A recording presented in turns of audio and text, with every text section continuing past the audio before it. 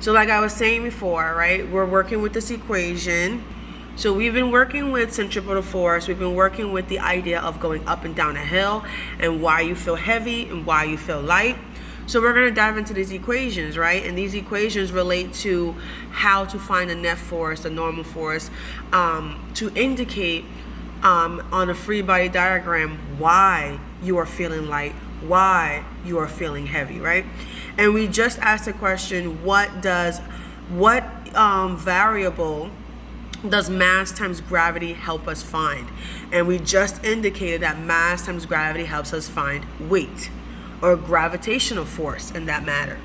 So now the next question would be, what does mass times velocity squared divided by r help us find? Okay, good. It's going to be centripetal force, absolutely.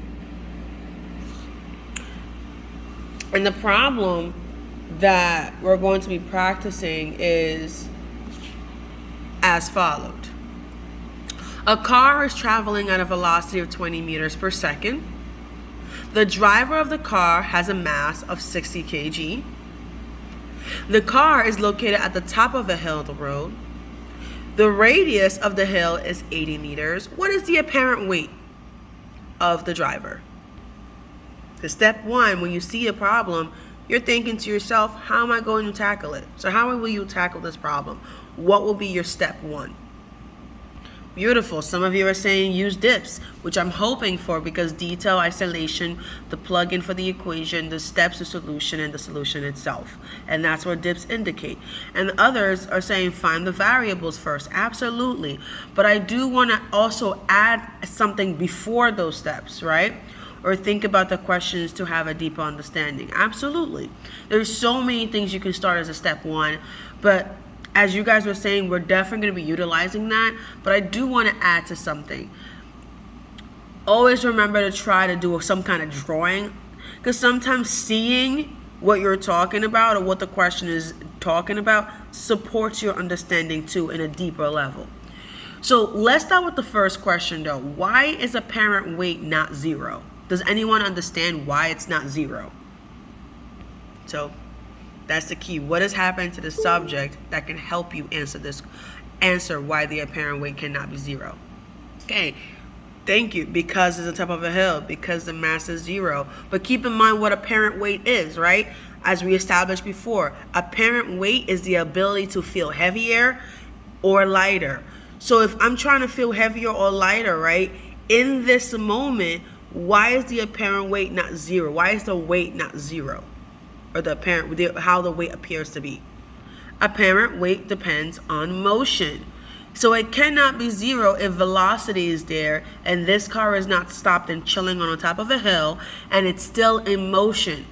So it's on top of the hill, but it's still in motion. And we have already established apparent weight depends on motion. The ability to feel heavier and lighter comes from the idea of if you are moving and what direction you are moving to. So let's draw this out for a second.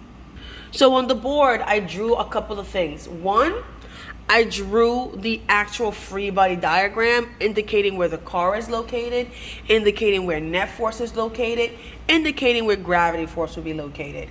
And they are blank because we don't know that information yet. We've never did the work to find that information, so we don't know that yet. And then next to it, I drew an actual image of this car and it's traveling over a hill and the radius and the mass and all that. But I never labeled it to let you know what variables we have. So let's go into the detail part of dips, right? What details do we have from this problem that I can add to my drawing? We have velocity, which means this velocity is tangent to the actual semicircle, right? It's the half circle. And remember we're working with centripetal force. So that means if there's a half circle here, there is some kind of invisible part that creates that center force here, right? And we've already established that before. But for now, we don't really need to see this part. We know there's a center force at some point in the middle of the circle or half circle. But we also know that velocity is tangent So velocity is 20 meters. That means this car is moving 20 meters per second. Then we have the radius, which we established is 80. Now, the radius meaning from this top where this car is to the center force, right? That's going to be 80 meters in radius. Because remember, we're working with a half circle when we see a hill, not an entire circle, which would indicate diameter. And then we have a mass of 60 kg because the mass ties for the car. So 60 kg for the car. So now we kind of drew it out. So we kind of have an idea of what we're trying to find based on the question.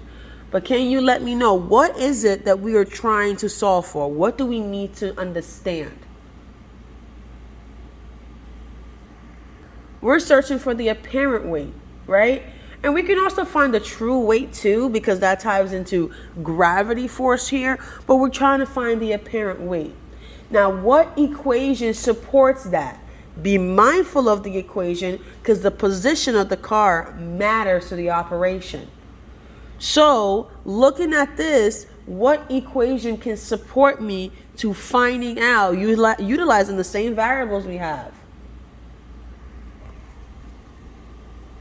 Thank you, Miss Lewis. Right? So we have, she said, we're going to do mass times gravity. I'm going to put V squared over R for a second. And the reason behind why I'm doing this is because I want to understand, why did you decide to say subtraction? What is the reason for putting that subtraction there? What does that entail? What does subtraction do there? Or tell us. Good. The acceleration is downwards, right? Remember, we're working with centripetal circle here. And we're only seeing half of it because of the hill. So in this moment, velocity and acceleration are perpendicular to each other. So if velocity is going this way, acceleration is automatically going to be going this way, because right now we're looking at acceleration due to gravity in this moment. So because of that, and acceleration is going downwards, this equation right here, V squared over R, that one ties to acceleration. So the equation that you're looking at can also be simplified as net force equals mass times gravity subtracted by mass times acceleration. We have mass here, we have mass here, so let's distribute it. Let's distribute it. So distribution, excuse me, which is why we have mass on the outer part and using the parentheses to show mass times gravity, mass times acceleration on both ends. So this becomes a simplified version of that equation. Okay? So this is what we're looking at. Now we have to plug in our variables where it belongs. So we have mass. What is mass in this problem? So we have mass. We indicated that mass is 60. So we're going to go ahead and put 60 there, right there. Okay, so make sure you guys are taking notes on this, right? 60. What's gravity? We know acceleration due to gravity is a little different when it comes down to those negative, positive integers right there. But let's just take away the negative integer for a second. What is gravity in this moment? Just gravity. Acceleration due to gravity. What is that? So gravity in this case becomes 9.8, right? Now, my question is, what does mass times gravity help us find? What does mass times gravity help us find? It helps us find the weight. How heavy is this gravitational pull here, right? The same that you step on a scale, your mass times gravity is telling you how heavy you are. We're trying to find the weight. What is the gravitational pull, right? And then we go into this aspect. We have velocity in this moment. Velocity becomes 20 meters per second. So we replace that V with 20. And we have radius, where radius becomes 80. Now, I'm going to pause here. I want you guys to do two things. You're going to be finding what the normal force is going to be. But I also want you to find what the weight is, because you're going to need to know that information to find net force, right? So we know that to find weight is mass times gravity as well. So go ahead and find both of these for me. And we'll talk about why we're doing it that way. So you're doing two parts, mass times gravity to find the weight, but you're also looking for the centripetal force, because mass times velocity squared divided by r is how we find centripetal force, or centripetal force. So you're doing both. But the weight, as you guys have established, thank you very much, is 588. So what would be the other part? 588 newtons. And now you're establishing that Fn is going to be 288 newtons. Can we see if that's correct? Double check yourselves. So we were able to establish that the net force is 288 and the weight force is 588. So right here, right here, we're saying that the gravitational force on the weight of this car is going to be 588 newtons, but the normal force or the net force, because it's not balanced. We know this because it's on top of a hill. It's not on a flat land. It's not flat. It's on top of something. So we already know it's not truly balanced right now. It's going to be 288 in this moment.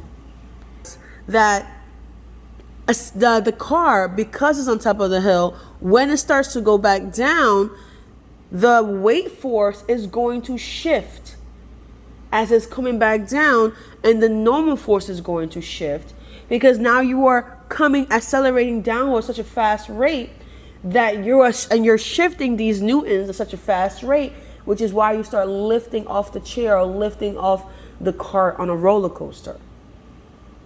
And when that becomes the case, normal force and gravitational force switch their newtons. As we established, at the top of this hill, right, as this car is there, the car is going to feel lighter. And here's the reason why. Here's where it's at. Here's what it's fighting against, right? Here's also part of it, as well as this. But it's going to feel lighter at the top of the hill. But as it was climbing up the hill, this is what it was going against. 588 newtons. That's why it was feeling all that heaviness. When it got to the top, that's what it had to go through. And when it comes back down, well, this is what it's coming back down to again. All that pull. So you're going to feel lighter. And keep in mind, gravity pulls on solid objects, which is why when you're accelerating towards gravity, you feel like you are free falling.